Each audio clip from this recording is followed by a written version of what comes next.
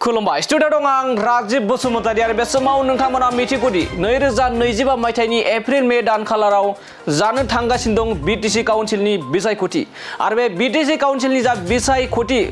बेखौ नोजोर होनानै मिरु इउपिपिएलआ गासै मोन 40 बियाबाव बिबाननि एबा बिबान सोलायनायनि हाबाफारि लागासिनो दं एबा रिसाफल खालामनानै गोदान बिबान होनायनि हाबाफारि लागासिनो दं। बेनि गेजेरावनो मिरु इउपिपिएलनि गाहाय नेहाथारि राजु कुमार नार्जारी बिथाङा जाय मुलाया देरगोन बेखौ बिलाइ गांनैयावनो सिनायखायो। बे बाथ्रा भावजों बाथ्रा रिजायनानै बाथ्रा बुंदों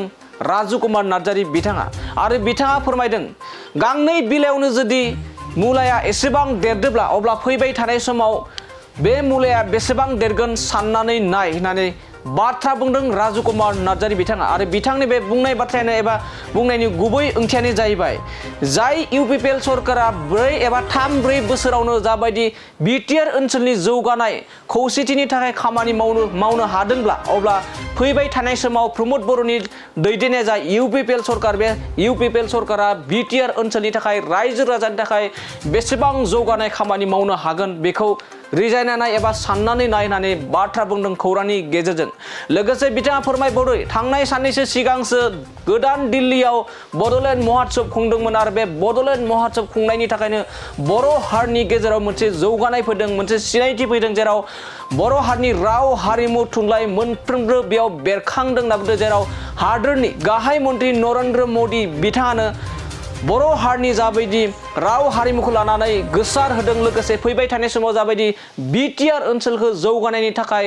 समाय लादों एबा थांखि लादों बेनिख्रुइ आरो देरसिन बाथ्रा मा थाबावनानै बिटिआरनि एबा राजु कुमार नार्जारी इउपिपिएलनि गाहाय नेहाथारि बिथां राजु कुमार नार्जारी बिथाङा गोख्रों बाथ्रा फोरमायनायखौ बे समाव नुना मोननाय जादों। लोगोसे बिथाङा फोरमायदों 2025 मायथाइयाव जेबो बेरेखा दोलो थानाय नंलिया बेरेखा दोलो होननाय सोदोबानो थानाय नंला होननानै बाथ्रा बुंदों गोख्रों बाथ्रा बुंदों मिरु इउपिपिएलनि गाहाय नेहाथारि राजु कुमार नार्जारी बिथाङा। दानिया फैदो बिदिब्ला मिरु इउपिपिएलनि गाहाय नेहाथारि राजु कुमार नार्जारी बिथाङा आथिखालनि जा प्रमोद बर'नि दैदेननाय सरकार लोगोसे फैबाय थानाय समाव माबायदि गोख्रों खामानि मावनो हागोन बिथांनि बुंनायनिफ्राय जों आबुङै मिथिना लानि। 2025 मायथाइयावहाय आख' एबार प्रमोद बर' सरकार थारैनो प्रमोद बर' सरकारा 2025 फैमारगोन ना जे मुलाया देरो बेखौ बिलाइ गांनैयावनो सिनायो। नोंथांमोना नुबाय दाखालि सिडली बियाबनि जे बिसायख'थि जोंनि सारा भारतनि गेजेरावनो बांसिन मार्जिन लानानै देरहानायनिफोरनि गेजेराव जोंना सिडली बियाबाबो मोनसे आसामावथ' बयनिफ्रायबो बांसिन खायानो मोनबा समस्थियावहाय गथिखे बिलाइ गांनै मुलाया दिनै देरजेनबायब्ला 2025 मायथाइयाव मुलाया बेसे गिदिर जाहैगोन बेखौ नोंथांमोना सानबानो जाबाय।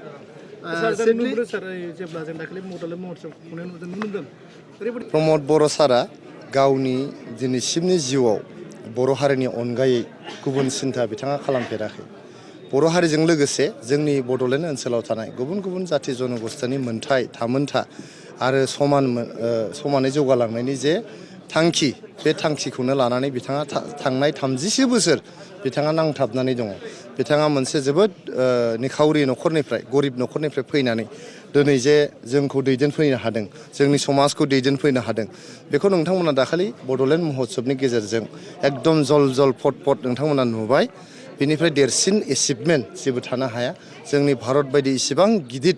मोनसे हादोरनि जे गाहाय मन्त्रि जे प्रधान मन्त्रि बे प्रधान मन्त्रि बिथाङा फैनानै जोंनि बर' माहारिखौ बाख्नायफैनाय जोंनि बर' माहारिनि जे बिथांखिफोर दं बेजों गावखौ लोब्बा लाखिफैनाय आरो इयुनाव बिथाङा जोंनि माहारिनि जे माखासे एजेन्डाफोर दङ बे एजेन्डाफोरखौ गासिबो गावनो मावफुंनानै होगोन होननानै जे रादाय होबाय बेनिफ्राय देरसिन आरो जेबो थानो हाया।